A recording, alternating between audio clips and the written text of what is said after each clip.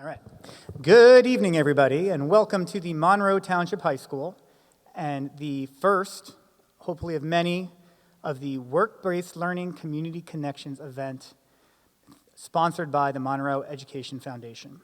Tonight's event is the first of this kind, although not the first event constructed in this manner, but it was designed in hopes to, one, celebrate the accomplishments of our alumni and our local leaders here in the community, but also serve as a catalyst for what we believe is going to be the beginning of a network, a professional network that is going to allow our students here at the high school and our alumni to connect in a meaningful way, particularly in a manner that will allow us to optimize what we think we do very well here in the Monroe Township School District. This evening, thanks to the generosity of the Monroe Ed Foundation and the collaboration of many stakeholders throughout the high school and the community, we have assembled quite an impressive panel, primarily of Monroe Township High School alumni, but if they are not alumni, they're accomplished leaders in our community that are vested in this school district, and they come from a very diverse construct of backgrounds, educational experiences, which have led them to all very unique professional experiences, much of which we hope they will share with you tonight. Our audience and our target audience tonight are students that are aspiring to participate in a work-based learning experience or that are pursuing a career that ties directly to their high school experience. And what I mean by that is our high school has a very vast program of studies, and it offers our students many, many courses that line up with a variety of career paths. What we do in our work-based learning program through the leadership of Ms. Dale is we try to connect meaningful learning and working experiences that align with their curricular and co-curricular experiences of the students here in Monroe Township. Just 3 years ago, this program was called Senior Option, and it was focused primarily on getting students jobs to give them something meaningful to do after school.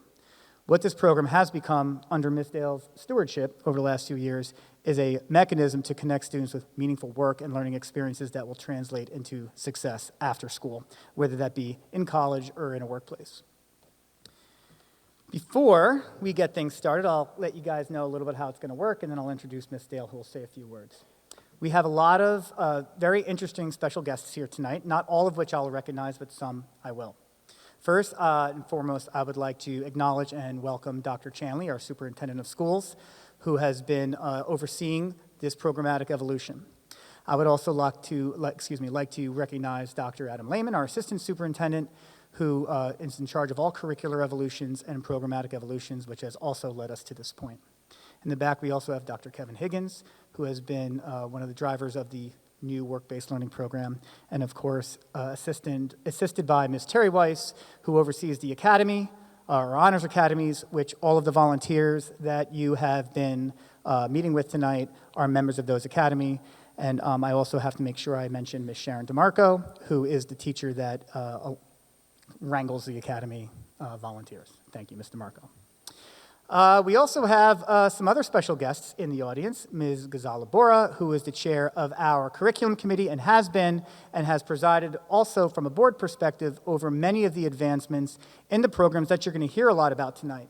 Most of the programs and content areas are directly related to 21st century learning, and all of the curricular evolutions and programmatic evolutions that we introduce to our district must pass through our curriculum committee, which Ms. Bora has overseen now for some time, so we are grateful for her support from the board perspective. We also have on our panel tonight some pretty interesting alumni. We'll start off with Matt Z. Right? Matt Z is a former student of mine. I met him when he was a wrestler at the old Applegarth Middle School. And I was looking over his resume before he got here, and it's quite impressive, but not as impressive as his low-leg Peterson role when he was in 8th grade. I would also like to recognize Mr. Adam Elias, who is on our panel today. Mr. Elias is not an alumni. However, when we made a decision to construct a school district that was focused on forming partnerships, whether they be through private businesses or through hosting students in those private businesses, Mr. Elias was the first person to call us and has since been a tremendous partner in not just supporting our advanced enrichment students, but also has been a tremendous supporter of our special ed program, hiring many of our students for meaningful work experiences. So we are very grateful for Mr. Elias' partnership and generosity. Also on the panel tonight, Mr. Sean Haluki. Mr. Sean Haluki is a graduate from the class of 2000. That was when I graduated from Monroe. I've also known him since first grade. He is a rare combination of agricultural and business expertise. And when I was looking over the program tonight and I saw the class of 2000, I got a little upset because I said, I think Sean and I are the oldest alumni here. But then I was quickly assured when I remembered that Miss Dale was here. So I would like to thank Miss Dale from the class of 1987. And when I asked Miss Dale if that was okay that I mentioned that, she said that's fine because she's not actually the oldest alumni here. That award goes to Miss Sharon DeMarco. So thank you, Miss Sharon DeMarco, who is also here. You guys aren't, Matt Z said he was feeling old before. You're not doing too bad, buddy.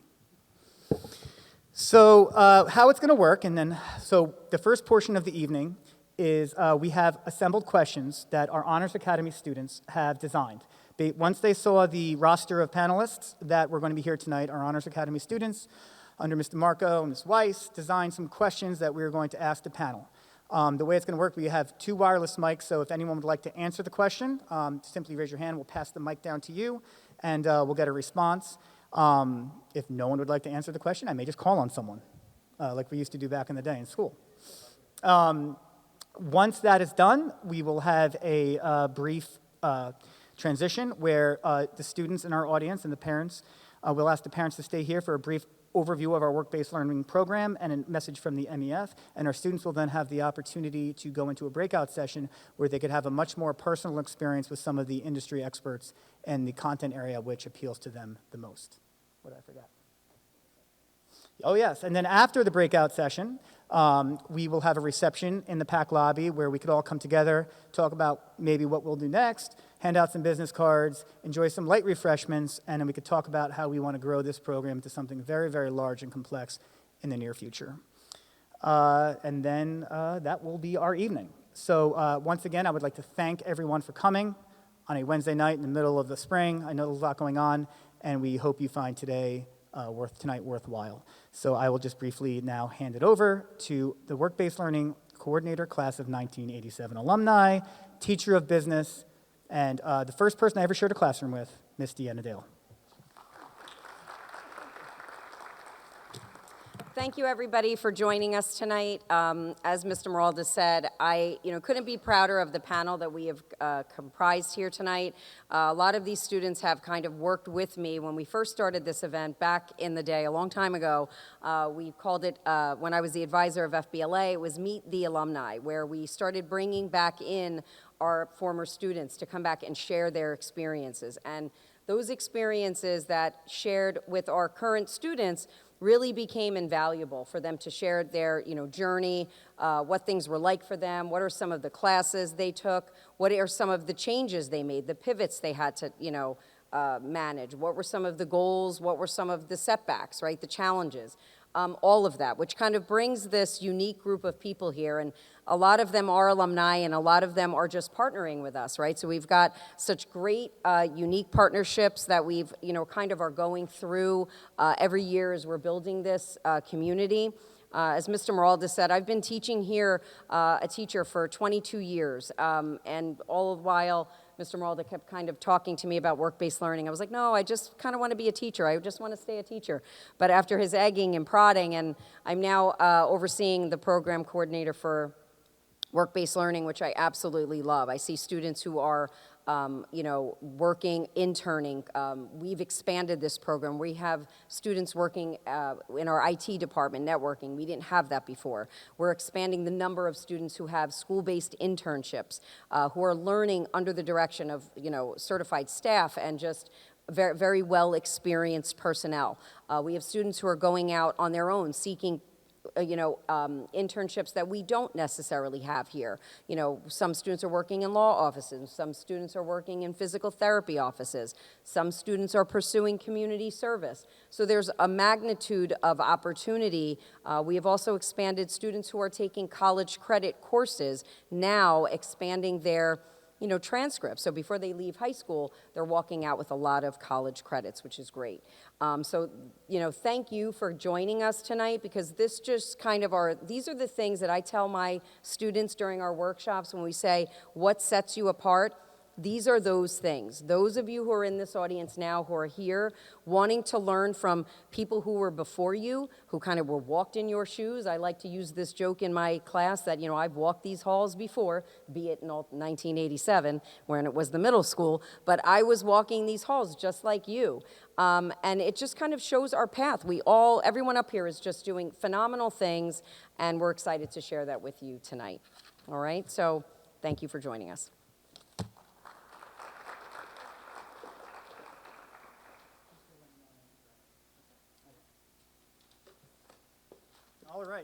All right. Thank you, Ms. Dale. So we're going to get right after it.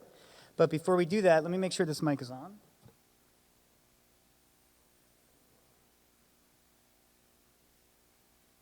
Check. All right. If I could just...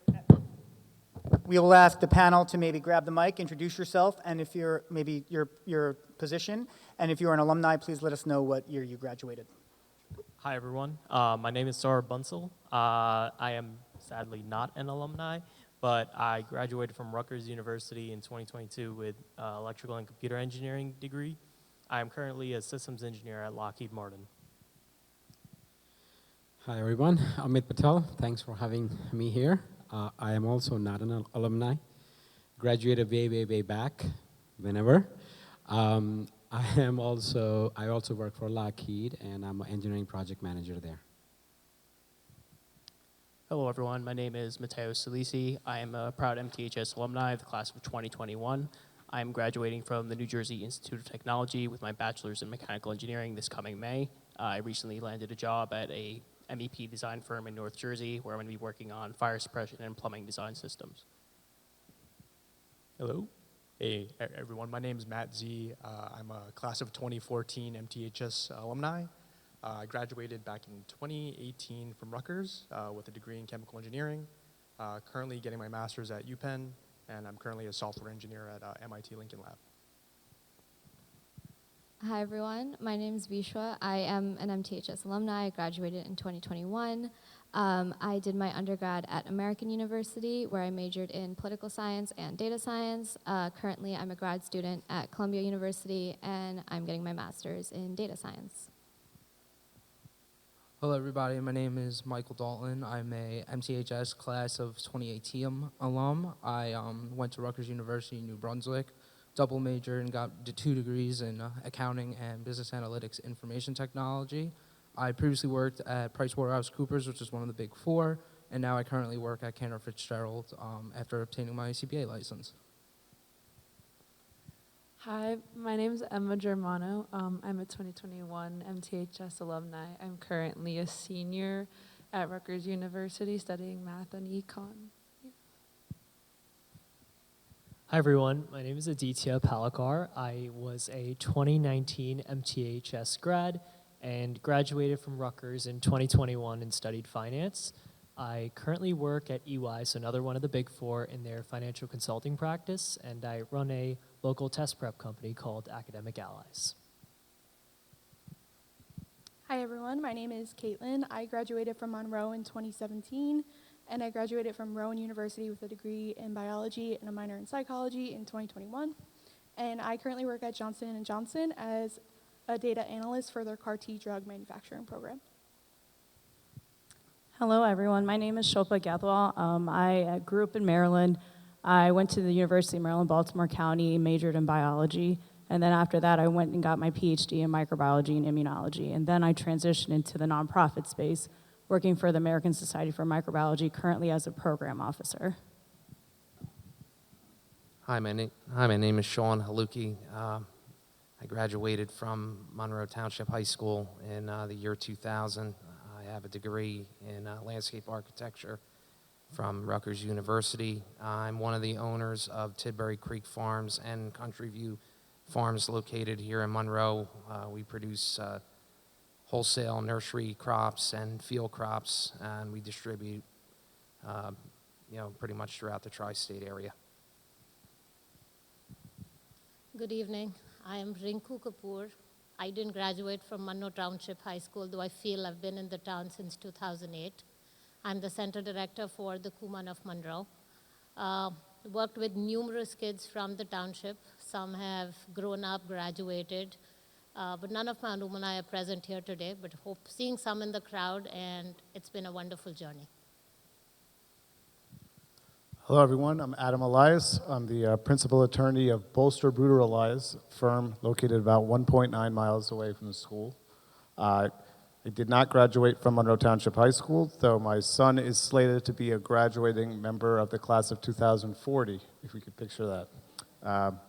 I attended Rutgers College for my undergraduate studies. I graduated from Rutgers Law School in Camden, and I'm currently enrolled in NYU, receiving my Master's of Law in Taxation. Hi everyone, my name is Melissa Tan. I graduated from MTHS in 2019. I'm a Rutgers New Brunswick grad, class of 2023 in Business Analytics and Information Technology. And currently I am a first-year student at Seton Hall Law.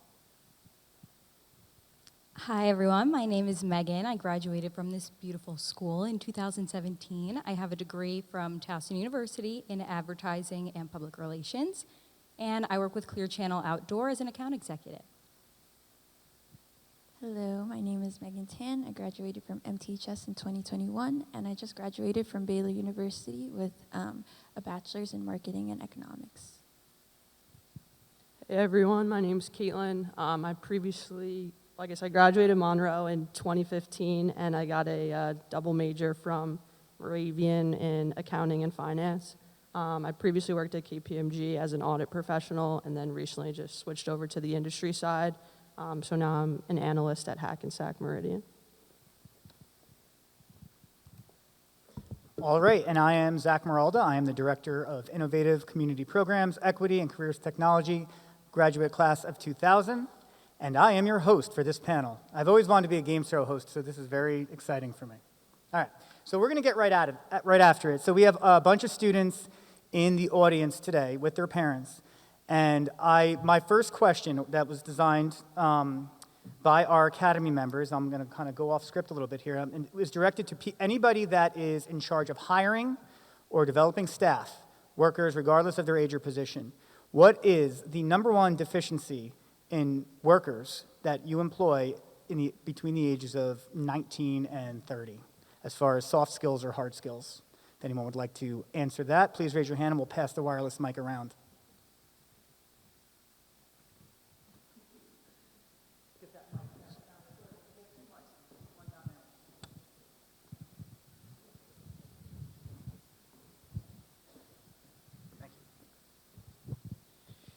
I don't hold that position anymore, starting January.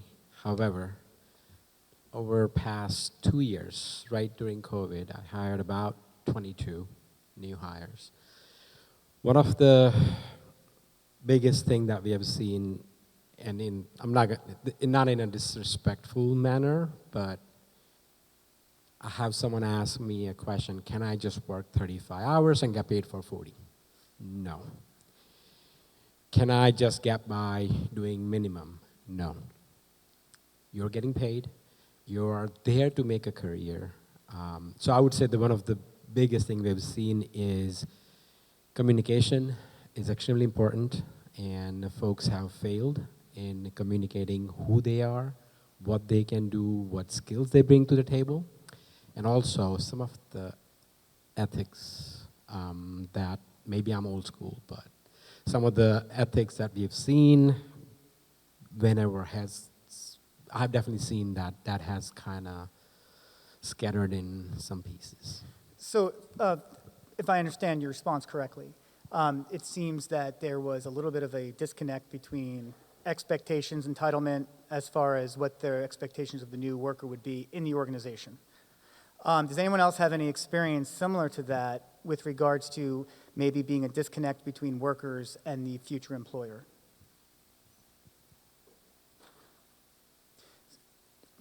We got Flan down at the end. Oh, she's got a mic down there. Thank you.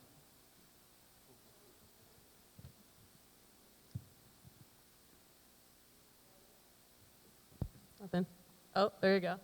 I guess a big one I've noticed with the hiring process and then kind of onboarding is missing out on, like, kind of going off of your communication, but missing out on the in-person connection. We sit in an audit room, and I have a kid fresh out of college send me an email instead of getting up and walking across the room to just ask me in person. I think that's a big no for me. That's what I got.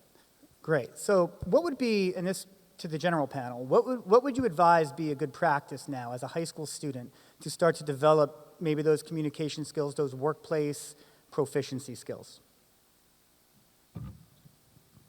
Hello. Oh, perfect. So I just recently graduated, and in my interview for my internship, my hiring manager said one thing very interesting that's kind of resonated with me. It's when I'm answering questions, I did everything I wanted to do, and not because I wanted to fill my resume, but rather because I enjoyed doing so. So when I'm answering a question, it's just natural. And I've noticed that whenever a hiring manager is asking a question, if you're just answering the basic ChatGPT response that's said, oh, well, anyone else can copy that, but if you can put your own personal experience into that, that goes a mile away. And they can see it, that they're trained to read your facial expressions, almost like everything you're doing, where your eyes are moving, how you're answering. It's not really what you're answering, but how you answer that they look for. So authenticity. Right. Exactly. Yes, great. So let's spiral that into the next really big question, right? So we'll save AI for a minute. We'll get to that in a bit. But so the industries are changing, right? I'm looking at Matty Z because he's right here, right?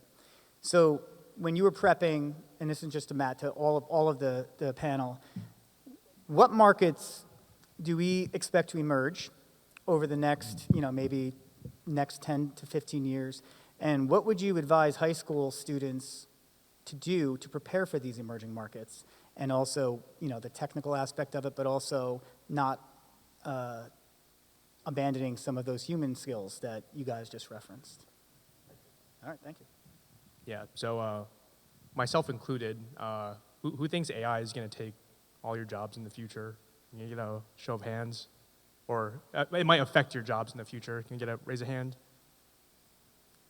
So I'm currently working in the software engineering space, and yeah, we keep on hearing in the news how AI is going to take your jobs in the future. I really doubt that. After working in the field for 5-6 years at this point, AI is going to supplement being able to build products in the future and supplement your learning. So one advice I would give to students, at least now, trying to enter the tech space, is that you putting in the work, whether that be computer science, data science, anything in the tech space, you're building up yourself to have that emotional resilience to solve really hard problems. If you kind of just offload all of your problems onto AI, you're going to make yourself obsolete, because when things go wrong and the AI cannot help, whatever problem you're trying to solve, you're going to become obsolete in that way. So if you become too reliant on that stuff, it's going to be not good for you. So in my case, I'm currently getting my master's right now in computer and information technology.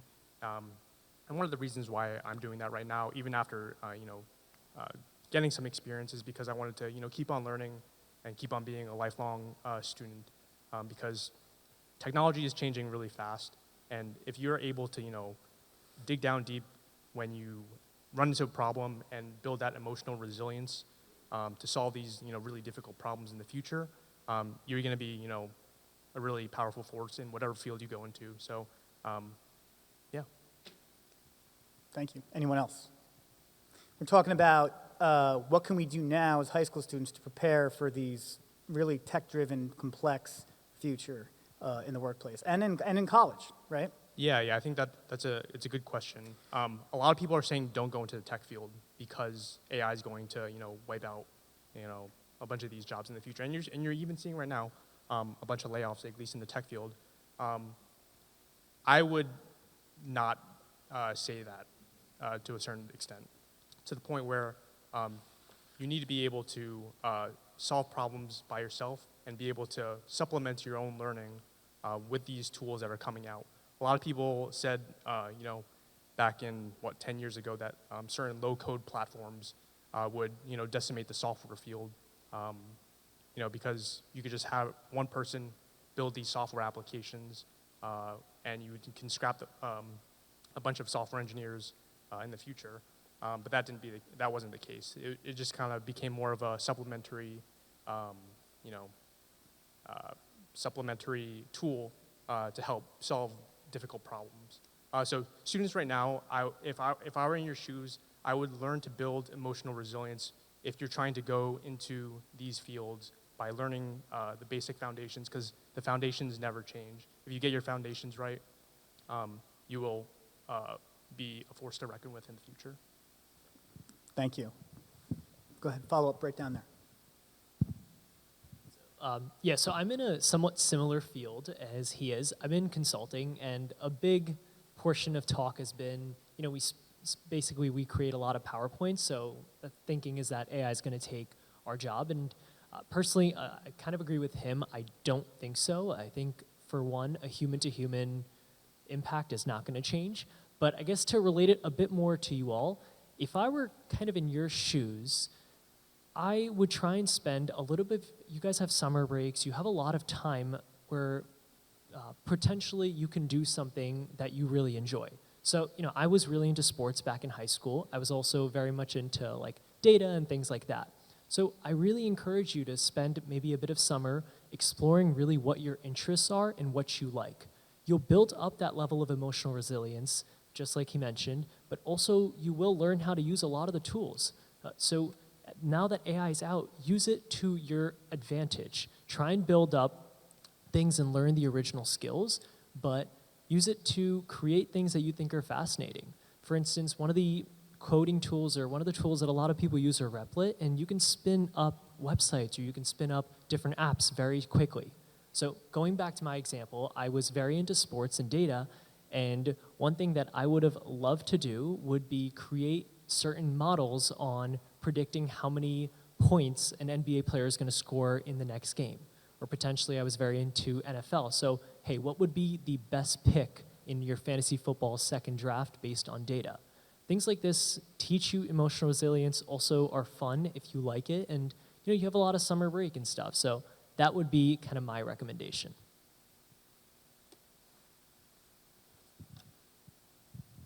I also wanted to just add on that to prepare yourself for a lot of these technological advancements that will happen in the future, it's really important to know how to communicate what your skills are, what you bring to the table, but be able to explain it without using too much scientific or engineering type, terminology, because what we're seeing more and more now in the sciences is it's more interdisciplinary. So, a microbiologist could be working with a chemist, could be working with an engineer. So you have to be able to explain what you're trying to achieve and help them understand how they can help you achieve that, right? So it's basically learning how to communicate without, going too much into the jargon.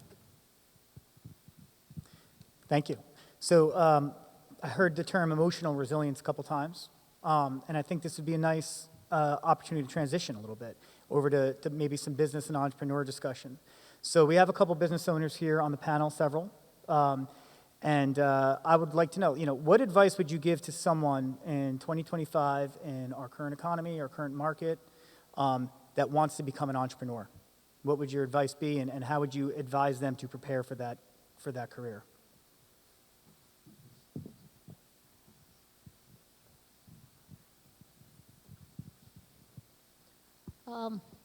So before you set out wanting to run your own show, be sure if this is something that you truly enjoy.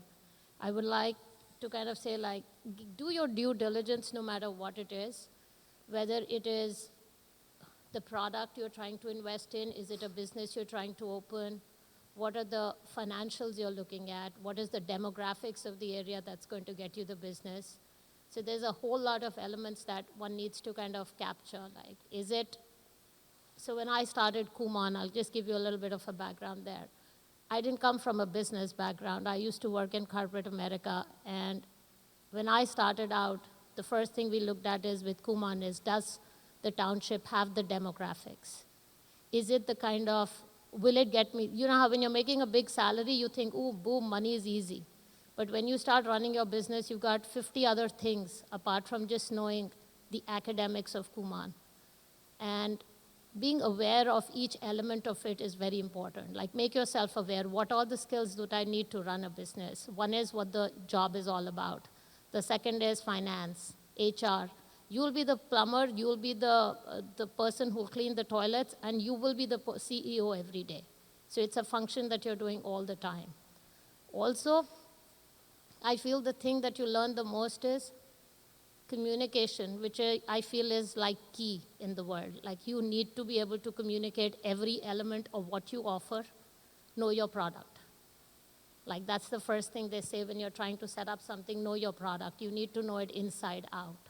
Everybody who comes to buy your product will know, why should I buy the product? What is it in your product that's not there in 50 others? If you are able to explain what you do in the simplest of ways and in the most authentic way, you will have a win no matter what you do. Thank you. So kind of to piggyback off of that, we talk about communication. I think I hear a lot of people talking about, whether it's how to communicate through AI, whether it's how to explain your product and sell what you're doing. I learn as I get older that we got to talk less and listen more. I think communication is very much reliant on listening.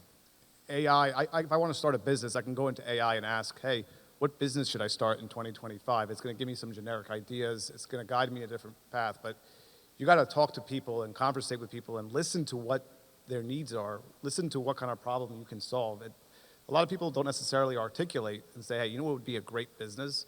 They don't necessarily come out and tell you that, but over time you see a pattern and you see things that are, when you start to really find yourself fascinated in something that needs a solution, that may very well be the business that you're going to go start. I do agree that you should have a business and do something that you like to do, but you also have to be really good at it. You may not like it right away, but you're really good at it, and when you learn how to do it in a way that you like it, I think sometimes the emphasis is lost on doing something that you like, when really you got to follow the skills and what you're naturally good at, and then turn it into something that you really enjoy doing. But really listen to people, listen to what people have to say. For example, about the legal profession, when people are coming down on it, just listen. Don't be so quick to wait, what was that? Don't be so quick to judge, yeah. I mean, you may have a different experience from it than other people. I know when I started my law practice, I spoke to people, I listened to people who talked about how it was the horrible idea, don't ever start a law firm. And what I came to realize was the people that hated it were the ones that just didn't succeed in it. And if I just followed what I heard from all these people, I would have never went out on my own. But at some point, you really have to just trust your own instincts, and you listen to both the good and the bad, and you make your own gut decisions. But I think listening is a very important part of communication that's taken for granted, and that will really help you determine your path if you do want to start your own business.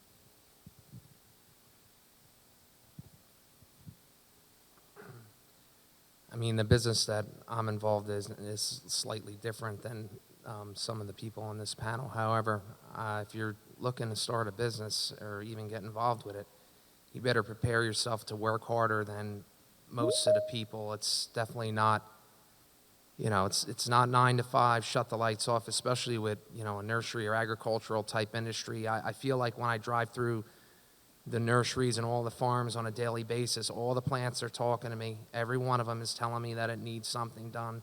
There's thousands of different type of plants. I set out in my life to learn all about them. And if you're going to be involved in, a business like that, you need to know many facets. It's not always just the plants. There's equipment, there's land, real estate. You got to make good relationships with a bank. Especially banking with the agriculture industry, it's usually specific to that type of industry, and you need to definitely shadow yourself around the best people. And if you can surround yourself with people that have, multifaceted knowledge of the industry you're trying to chase, they can mold you in the right way, and certainly point yourself in the direction with, the right education. Thank you. And before I follow up on that, I neglected to acknowledge our virtual panelists. Mr. Andy Stern, who is virtual up there, class of 2007. And we have Shale Desai, class of 2016, virtually. There they are. Okay, thank you guys. Sorry about that. So feel free to chime in if you want to. If you want to chime in on that, raise your hand. Let me know. If I miss it, just start yelling at me. But you know, before maybe we can get Andy's opinion on this, so I can put him on the spot a little bit. So when I used to be a business teacher here at the high school, and even to this day, our business courses are the most heavily requested electives in the school. And the first thing I used to ask my students when I say, "Oh, you want to study business? What does that mean? Monkey business?" Right? So everyone wants to study business in high school, but then what? Right? If you want to be an entrepreneur, what's the first step you do? If you want to be an accountant, so everyone wants to study business, but what is the most logical next step into try to narrow yourself or settle yourself into the area of business that you want to pursue as a career? What maybe someone could talk a little bit about that transition and narrowing in on an area. Maybe you, Andy. Yeah, can you hear me okay? Yeah, we got you. Thank you. Very cool. So I teach fitness for a living. That is my passion. So that is why I'm in no sleeves. I had an executive coach tell me to keep to my brand no matter how successful I become. And I've been fortunate enough. I've been in fitness for 15 years. I helped develop a company called Rumble Boxing. And with a lot of celebrities involved, we sold the company in 2021. And now I oversee the company globally, as we have about 90 franchises from Australia to Kuwait to Dominican Republic, Australia. So I got to still work the gimmick. They call me the mayor, so I get to kind of do what I get to do and entertain people. But my background is in business. So I do have my MBA. My passion was always to entertain people and, to be honest, be a professional wrestler, but it didn't work out. So I get to teach fitness for a living. But in the world of business, everything is business. I think people get very confused that business is an industry. There's the business of everything. So the business for what I'm in the hospitality business that just happens to lean on fitness as its modality, right? I take care of people and the people take care of my business. So when you look at it from the landscape of what is my business, I have a marketing department, I have a legal department, we have HR, you have sales, you have operations. And so when people approach me and say, I want to work in fitness, do you want to teach fitness? Because that is just one spoke on this wheel.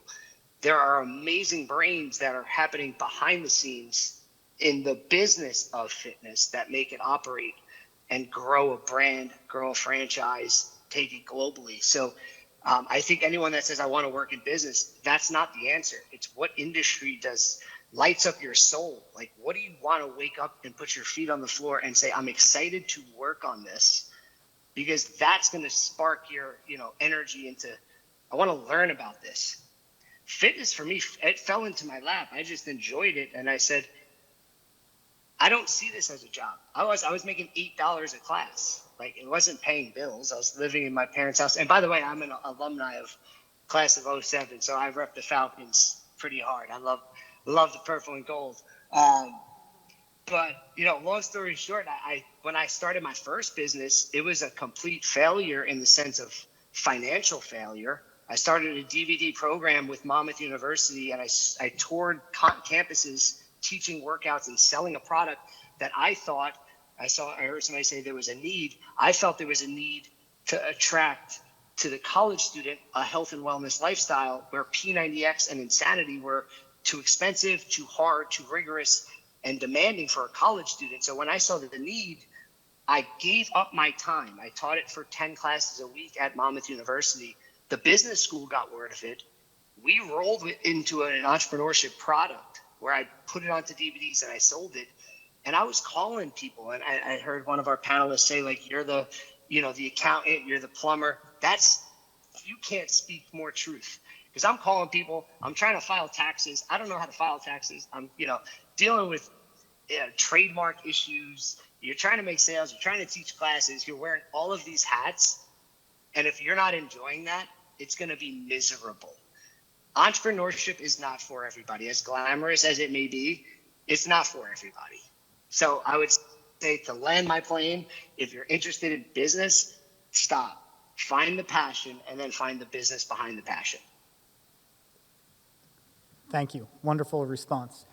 We have about 10 minutes left. I also want to give the opportunity to anyone in the audience that would like to address the panel. If anyone would like to raise a question, you could raise your hand and we'll bring a mic down to you. Otherwise, you could save it for the breakout session. As we try to connect passion with career, how can a high school student transitioning out of high school or maybe preparing for a transition out of high school leverage maybe some social networking platforms like LinkedIn? You know, is it a viable tool? When is the appropriate time for a high school student to start thinking about developing a professional profile? And how does that translate into any other advice you might give about their non-professional social media presence, and any advice you might be able to give our students on those two items? Yep.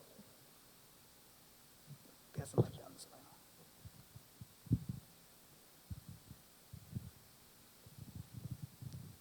So I want to start out with the tail end of that question first in terms of non-professional social media. So Instagram, Snapchat, Facebook, we all have them. Hiring managers, admissions officers, they're all going to be looking at these things if you have public profiles. So just be conscientious. Think twice before you press any buttons. You've heard it a million times, but trying to be funny for your friends for 10 seconds of quick laughs can cause nightmares down the line. So just be smart and think about your long-term future. In terms of professional networks, LinkedIn is your best friend. I got my job through LinkedIn. I've gotten both of my internships through LinkedIn.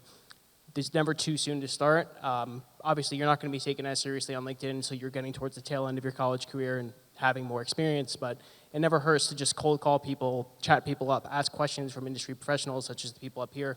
Say you want to message myself if you're interested in mechanical engineering, or if you want to message any of the other panelists that have a relevant field. Just say, hey, how can I start? What can I be learning to prepare myself for my first internship?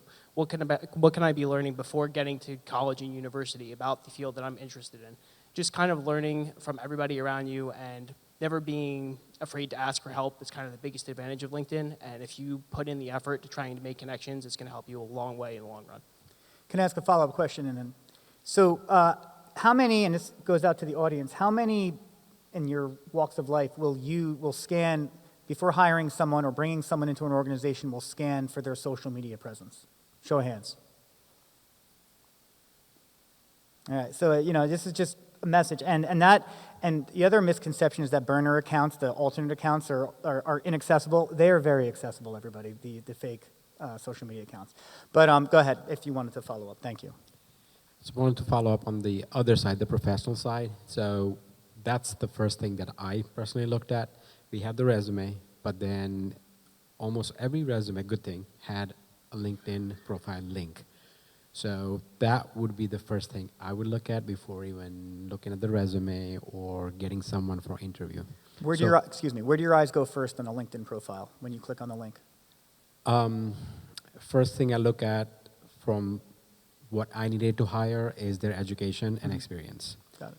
Second will be to not do profile picture, but the profile picture does matter. Sure. You need to look professional. You can't just have a tank top and just have, so that does matter, right? So there is a bad influence, as you said, and there is a good influence. So these are the kind of things that the hiring managers or the recruiters do look at. And having that professional presence definitely matters. You asked a question about when is the right time. High school senior, I would say, would be a very good start to have that, your presence online on professional network. How important is GPA? Do you ever look at GPA when hiring, and what does that tell you about a student, if anything? We have, you can go and then. Yeah, I would just go. There are requirements, but the requirements for GPA is much lower. It's who you are, what your experiences are, and how you present yourself would definitely matter. So I graduated high school with 0.7 GPA and a 1240 on my SATs. Most academics, that's a real disconnect between, clearly the guy knows what he's doing. He just, either he's lazy or maybe there's there's just some kind of disconnect that needs to be explained. And I realized that pretty quickly when I got to college. I graduated college with like a 3.5, and I graduated law school with honors. And I think when a person has a lower GPA, it really depends on the major, right? I went to school at Rutgers with people that were in engineering that were psyched to get a 2.7. They'd be floored.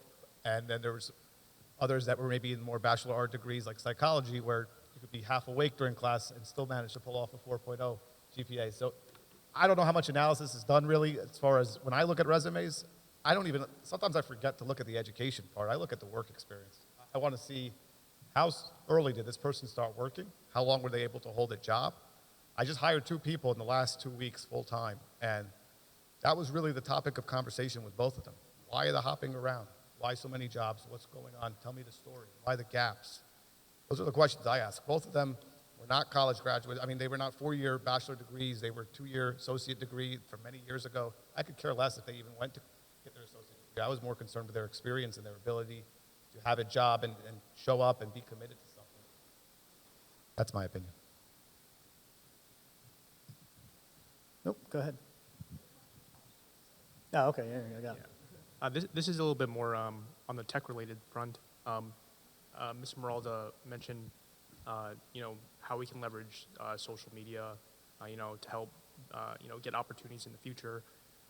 If you're in tech, you have the ability to, make these projects, these really cool problem-solving projects, and it does no use unless people can actually see them. So if you're able to, deploy projects online, there's, wonderful computer science resources that the school provides. And if you're able to build those projects and put them into a portfolio that is accessible and learn kind of like in public and document that process online, that is something that is super valuable, at least in the tech space. So I would encourage you, if you're thinking about going into that space, to keep that in mind in the future when you go off to college or build these awesome projects, because what I'm looking for when I want to work with someone is, can they help me solve problems that I'm trying to solve, or if they have encountered that before. And then another piece of advice that I wanted to share with you in terms of getting connections for other opportunities. I had, when I was in college, I didn't know what I wanted to do, but I remembered that Monroe is an awesome community, and I remember back in 5th grade, Keely Walters was a classmate of mine, and her father came into our science class and made that ice cream project where you make ice cream out of liquid nitrogen. Turns out her father was a director at previously known Celgene, which is a pharmaceutical company, when I was chemical engineer in college. So I reached out to her and her dad, to see if there were any opportunities, and then he set me up with an interview. And I didn't wind up going with that opportunity, but sometimes you just have to be really creative in these fields. It's the tale as old as time is your network is super powerful, and Monroe is a super strong community here. So be kind to your fellow students, because you never know when you'll need help in the future. And that's just not just because you want opportunities in the future, but just be good people in general. So.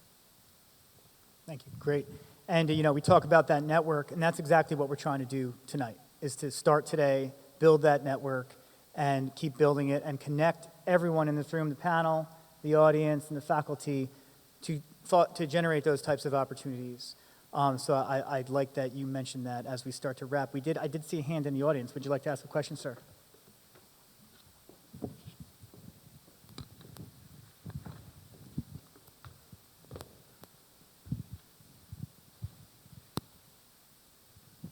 Thank you. So I have a question for all the panelists.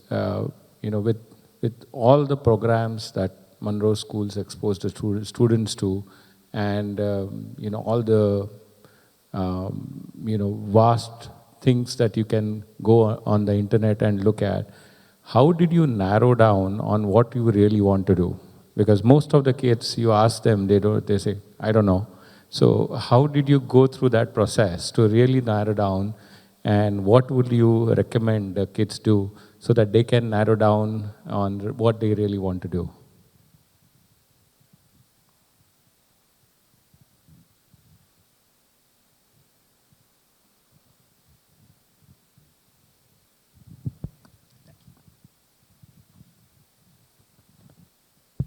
It's working. Is it working? Okay. So I graduated only like 4 years ago, but I really always have had like a passion for math ever since I was like second grade. Like I've just loved it, and I think I just like grew up around it too because my father studied it. So I always think it's something that you really love, but also I didn't know that I wanted to do economics, and so entering college, I like just discovered like I just started taking like micro and macro, and I really enjoyed micro. Really didn't enjoy macro, but I still stuck with it, and I think like. Especially in Rutgers, I know that you don't even have to, if you go into like the School of Arts and Sciences, you can remain like undecided for 2 years. And so you can just explore like your passion, what you like really like, what you would really like to do. So specifically with college, I don't know if you if you want to do work-based, I can say for college that there's just so many options out there. And I think you should just do like what you really love.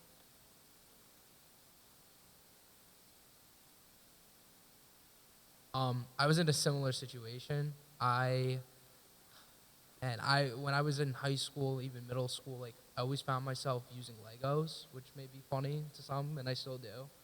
But I realized I loved math. I loved talking to people, and I realized I was very sociable in the sense that I was able to kind of enter a room, for lack of a better term, and like be able to talk to anybody, any ethnicity, any walk of life, and build some form of a connection.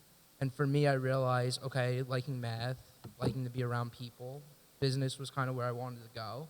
And for me, it was, again, going back to the network and building a connection with what we were saying here is, you know, I walked into my family's accountant's office, and he was doing our taxes, and he was like, do you know where you're going to go to college yet? And I said, no idea. Like, I want to go to Monmouth, maybe Rutgers. And he was like, what are you studying? Like, what are you doing? I was like, well, I'm taking an accounting elective in high school. It was taught by Miss Jernigan. I don't think she's teaching anymore. But absolutely loved her. And she was like, why don't you speak to your family friend or whatnot? So I went, and I told him I'm taking accounting or whatever, and it led to my first internship. I did a tax internship. I was overseeing preparations of tax filings when I was a sophomore, junior in high school. And right then and there, just from a simple conversation, entering a building and saying, hey, this is what I'm learning, this is what I'm interested in, it led to an opportunity to now where I do for a living. Now I'm a CPA, and being able to pick the brain of somebody older than me just off a connection, just off of a class, of a teacher who said, why don't you try, and being given an opportunity. So I would say start small by just having small conversations with your teachers, see what you're interested in, let little things be, you know, that are on the horizon, like see what you're passionate about and go from there. And eventually you'll find sort of that niche where you want to go and where you want to end up. And the path isn't always clear. I went into Rutgers and I wasn't in the business school. I was in the School of Arts and Sciences. So I essentially was potentially going to be, to Emma, an economics major. Or statistics major. So like the path isn't always going to be clear. You're never always going to know until even now, like, is this essentially like where I'm going to be for the rest of my life? And I think having an open mind and continue to use your network and continue to just be on top of what's the norm or what you may be interested is normal. So I think right now the best thing to do is just continue to find what you're passionate about and continue to talk to people and be open to new ideas, and you'll eventually find what's right for you.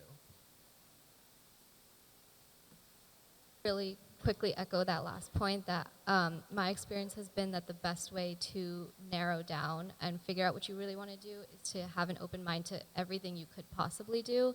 That's something that's really great about being in high school is that, you know, you have the opportunity to take all these different electives, different clubs, just try different things.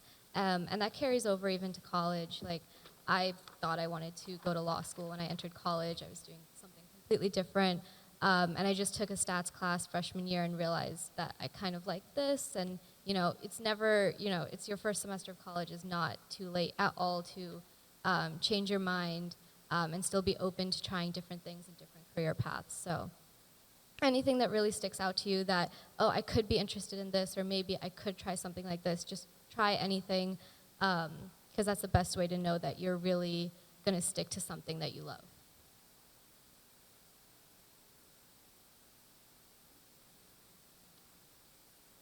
Similar to the last panelist, I just wanted to say, if you don't have a passion right now, that's okay. You will find it as you move through the rest of high school and college. For example, I always thought I was going to be a doctor for my whole life. Doctor, I was going to med school, and then I started college, went the pre-med path, and decided that's not what I wanted to do. Up in some pretty interesting internships. I interned at Six Flags Great Adventure as an animal trainer. So I was working with like sea lions and cheetahs and training them, which was a fun internship, and that helped me decide that is not my passion. And then I just fell onto different lab jobs, and then I ended up at Johnson & Johnson. So I think it's easy to say to follow your passion, but it's okay if you don't have a passion right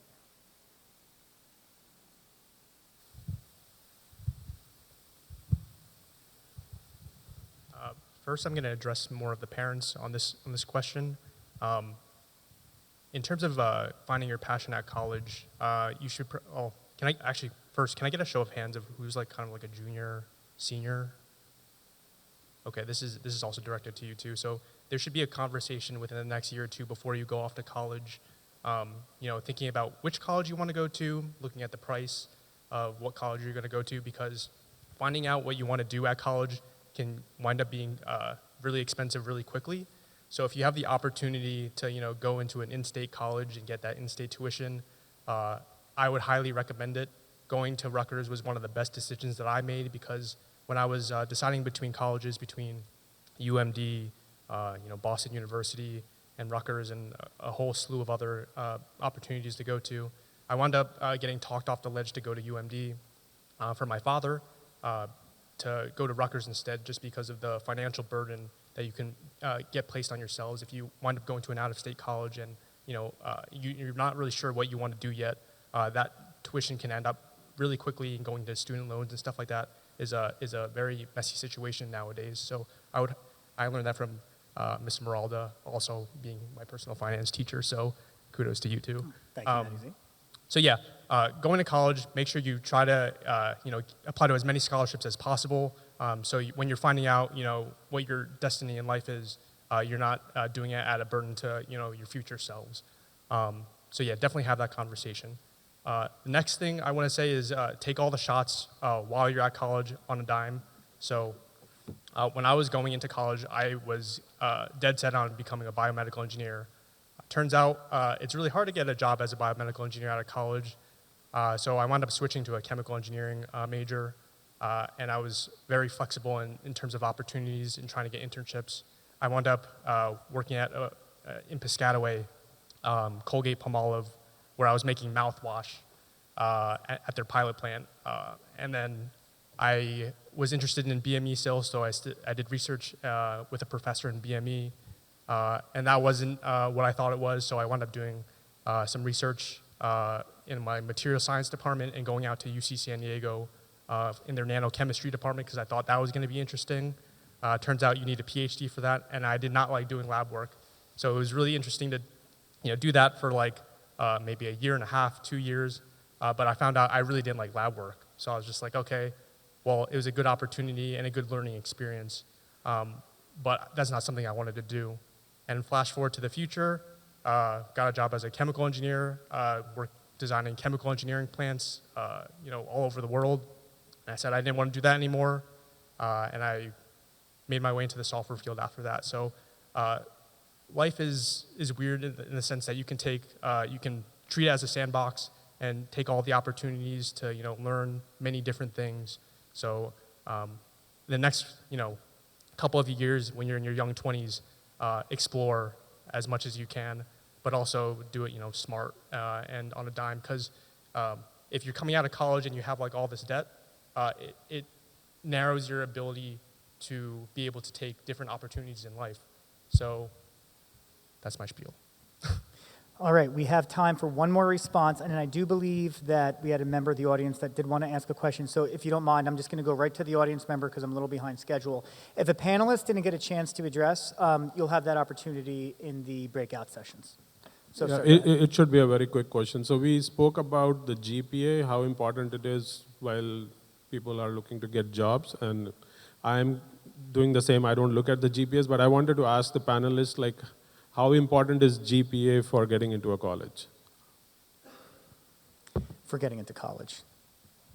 Okay, I don't know if anyone is a college admissions officer on the board, but I'm sure they could offer some insight onto how. Yes, sir. Thank you. Yep.